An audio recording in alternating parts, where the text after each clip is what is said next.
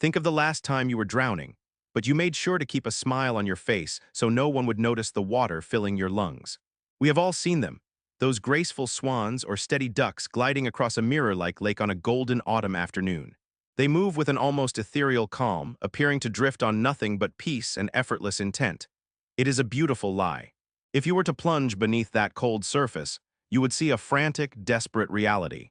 Below the waterline, their webbed feet are churning in a violent, rhythmic panic, fighting the relentless friction of the water just to stay afloat, just to move an inch forward. 1 second of stillness and they sink. Does that frantic, hidden struggle feel hauntingly familiar? Are you too living the life of the duck? You walk onto campus or into the office with a curated radiance. Your grades are impeccable, your deadlines are met, and your outward appearance suggests a person in total command of their destiny.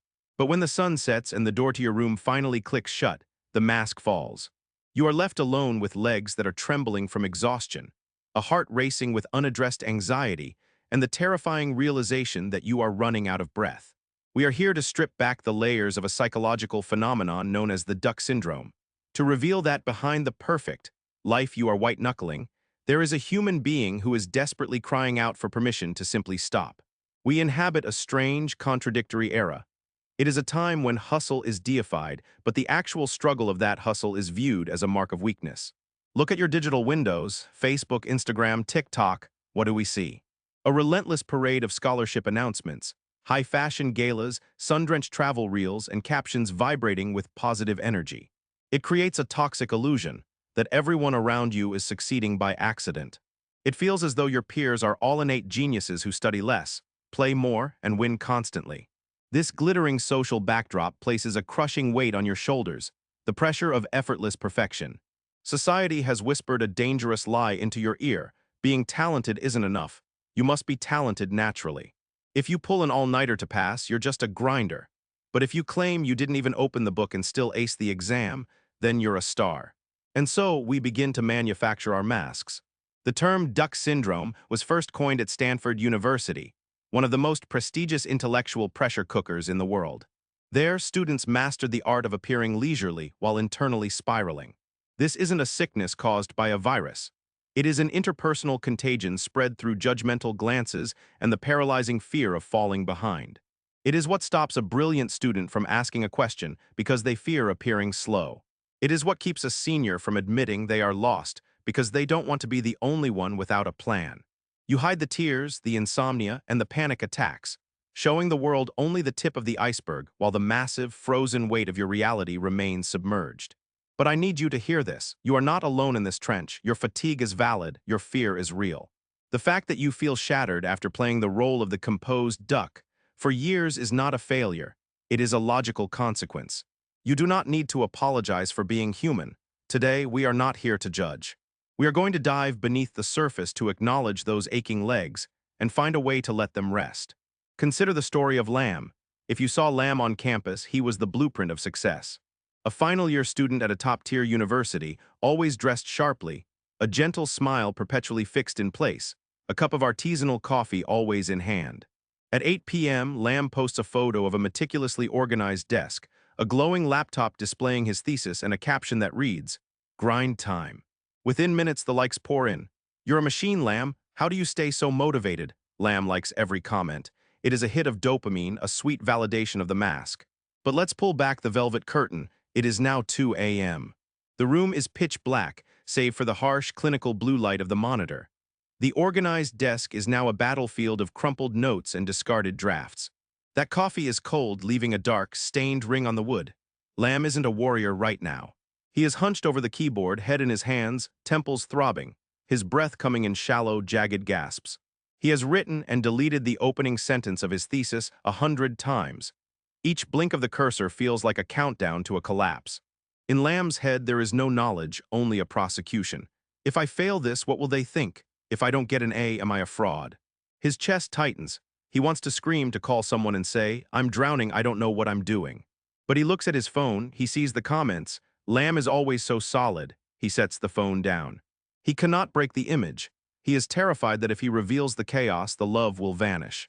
So he drinks the bitter, cold coffee. He continues to type, continues to delete, and continues to paddle furiously under the water while the surface remains unnervingly still. Lamb's story is not an outlier. Psychologically, this is the violent collision between the public self and the private self. Why does our brain do this to us? The first culprit is the social comparison trap. Before the digital age, you only compared yourself to the kid in the next desk. Now, we are bombarded by the highlight reels of thousands.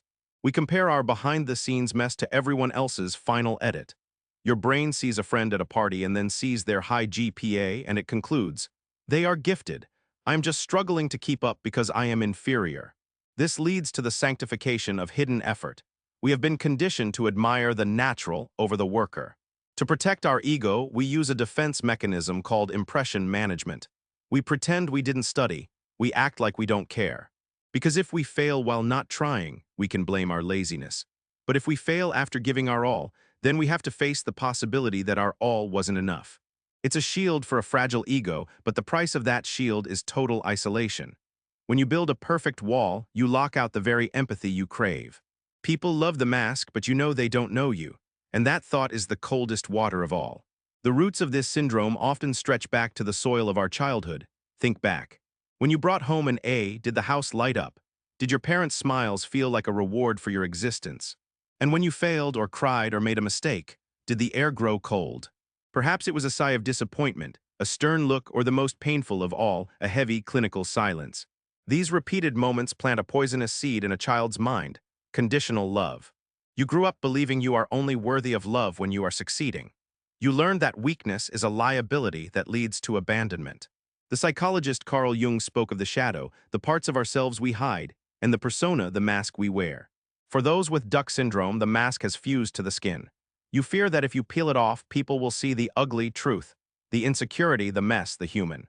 But is there any greater cruelty than forcing yourself to be a 24/7 statue? You are burning your life force to maintain an illusion. Real connection does not come from perfection, it comes from the cracks. Imagine two statues, one of flawless cold marble and one of weathered wood scarred by time and grain.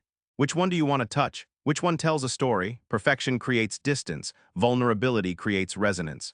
In the Japanese philosophy of wabi-sabi, beauty is found in the broken and the incomplete. When a bowl breaks, they mend it with gold, kintsugi, highlighting the fractures rather than hiding them. The cracks are the history, they are the value. Why are you trying to be a robot? Humanity is a spectrum of victory and defeat, laughter and sobbing. Life is a river, and rivers have rapids. Trying to stay perfectly still in a surging current is a war against nature. Let yourself drift. Let those tired legs stop for a moment.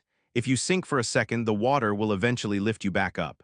When you admit you are tired, you will be shocked at how many hands reach out to catch you. We aren't lonely because we are inadequate. We are lonely because we hide our inadequacy, denying others the chance to love the real us. To heal, we must start with small, quiet acts of rebellion against the mask.